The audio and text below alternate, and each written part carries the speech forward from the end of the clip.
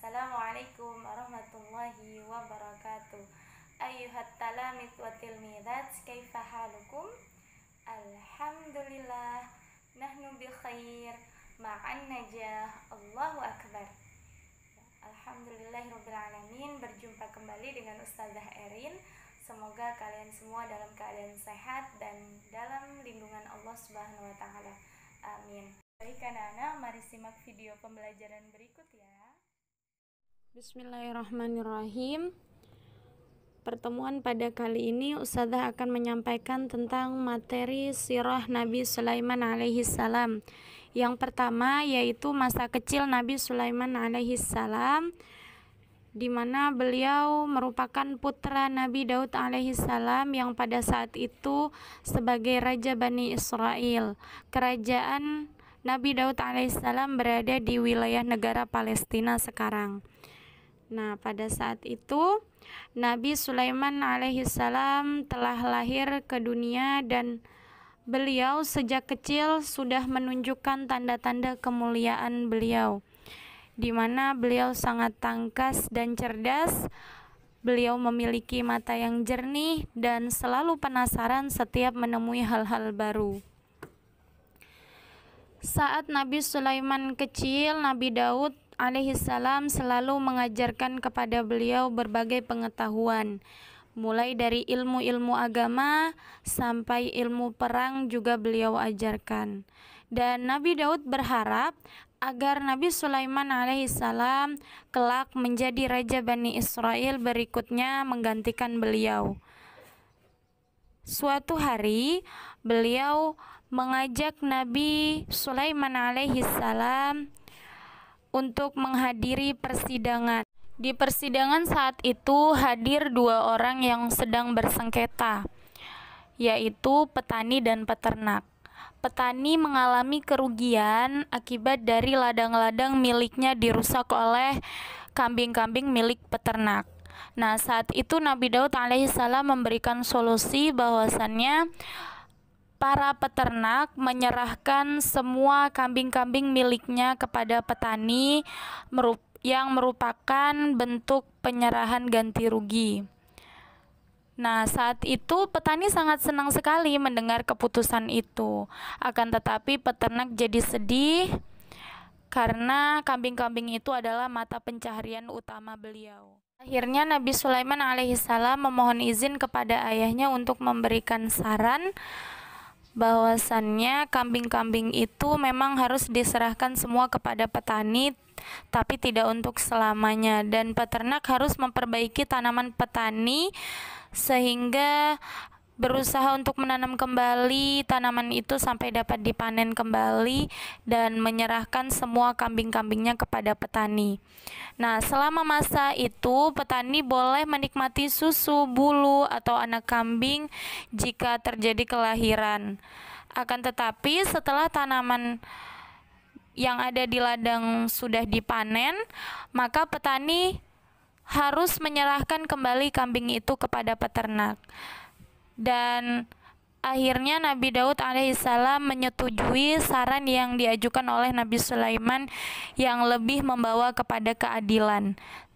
Dan akhirnya peternak mengucap syukur atas keadilan yang diberikan sehingga petani menerimanya dengan senang hati, dan semua pun yang hadir mengagumi kecerdasan dan kebijaksanaan Nabi Sulaiman alaihissalam, sehingga Nabi Daud alaihissalam semakin yakin untuk mengangkat Nabi Sulaiman sebagai pewaris tahtanya.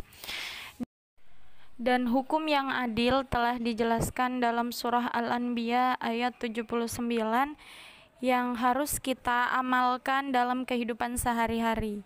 Kita harus memberikan hukum yang seadil-adilnya kepada siapapun agar tercipta kedamaian dan kerukunan. Yang kedua yaitu diangkatnya Nabi Sulaiman alaihissalam sebagai raja dan rasul.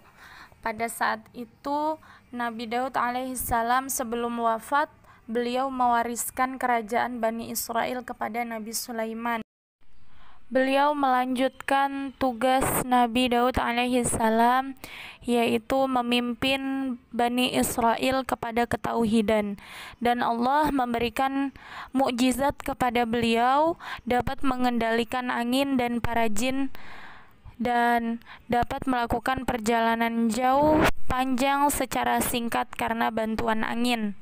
Dan kemampuan Nabi Sulaiman alaihissalam telah termaktub dalam surah Al-Anbiya ayat 81 sampai 82. Berikutnya yaitu memahami bahasa semut. Nabi Sulaiman alaihissalam diberikan mukjizat lainnya, yaitu diantaranya dapat memahami bahasa hewan, dan semua jenis bahasa hewan beliau kuasai, baik hewan besar maupun hewan-hewan kecil. Suatu hari Nabi Sulaiman ingin mengadakan perjalanan keliling ke negeri Bani Israel. Kemudian beliau mengerahkan seluruh prajurit untuk mempersiapkan anak buah yang terbaik. Nah, pada saat itu beliau memilih perjalanan darat dan beliau tidak menggunakan bantuan angin. Beliau ingin melihat langsung kondisi rakyat yang pada saat itu sedang kebanjiran, sehingga beliau memberikan solusi bahwasannya untuk mendirikan bendungan agar sungai di desa tidak meluap saat hujan. Rombongan yang dibawa Nabi Sulaiman cukup banyak, ada yang berjalan kaki, ada yang menunggang kuda, dan ada juga yang menunggangi hewan lainnya. Sampailah rombongan itu di sebuah lembah besar, dan lembah itu diapit oleh bukit-bukit batu. Di tengah lembah tersebut terdapat sebuah jalan yang akan dilewati oleh rombongan Nabi Sulaiman. Saat itu terdengar suara kecil tapi lantang. Sejenak Nabi Sulaiman bingung mendengarnya.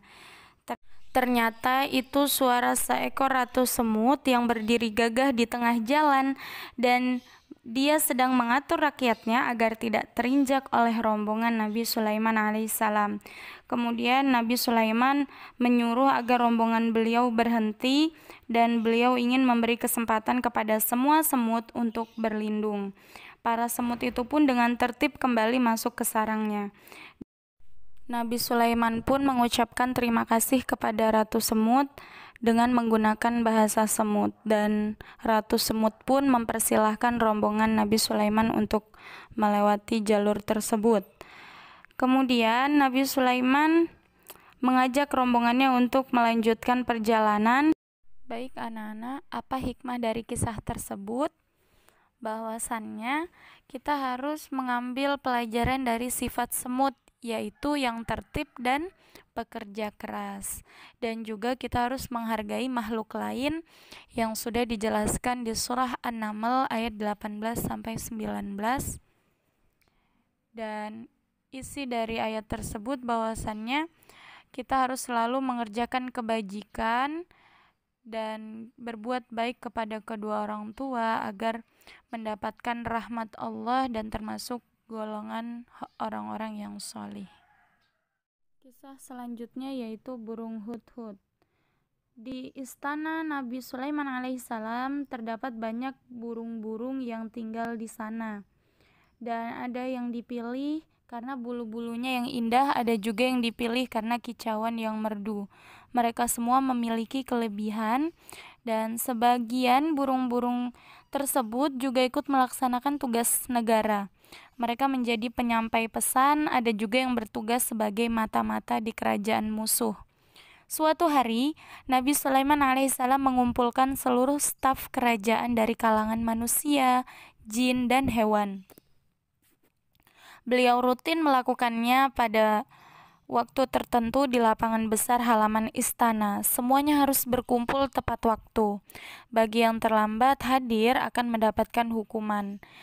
Dan setiap jenis makhluk telah melaporkan kelengkapan anggota, baik kelompok manusia, jin, dan hanya satu kelompok burung pada saat itu yang belum lengkap, yaitu burung hudhud. Akhirnya Nabi Sulaiman merasa bingung karena pada saat itu hudhud adalah salah satu burung kesayangannya, dan hudhud tidak pernah pergi tanpa izin dari beliau.